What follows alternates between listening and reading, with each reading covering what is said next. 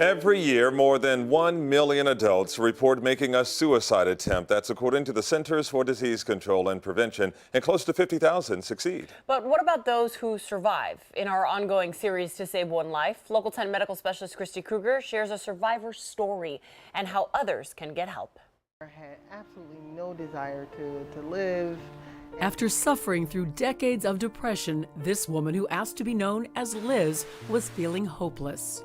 I would go to work and put on a good face, but people didn't know that inside I was dying, literally dying inside.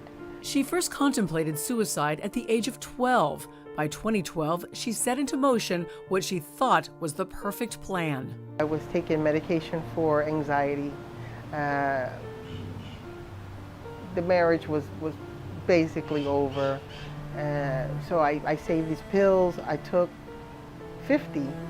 And I thought, this is going to do it. Liz believed that she was doing her loved ones a favor. I hate it for my children to see me that way, to see me so depressed. I thought they were going to be better off without me. I really did. Mental health specialist Claudia Vicencio says that thought pattern is very common among people who decide to take their own lives. What we've found is that people who have habitual thoughts of suicide, sometimes have even suicide plans.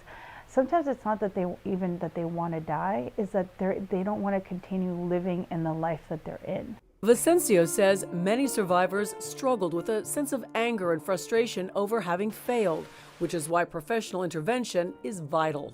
They can garner new resources, marshal new ways of approaching their problem. That's what we're looking for as a clinician. How do I help you identify what your life worth living looks like? How do I help you figure out the tools that you need to build that life?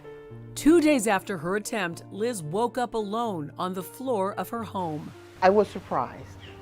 And once I came around fully, I thought to myself, there must be a reason. Liz got the help she needed to overcome her suicidal thoughts. She now spends time helping others in therapy with an expanded appreciation for the life she's been given.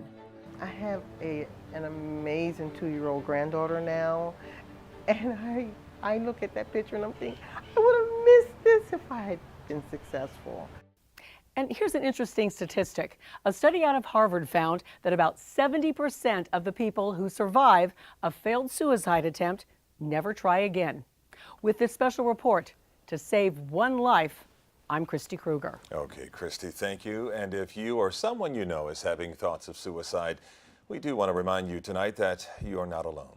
You can call the Suicide Prevention Hotline, the number right there on your screen, 1-800-273-8255.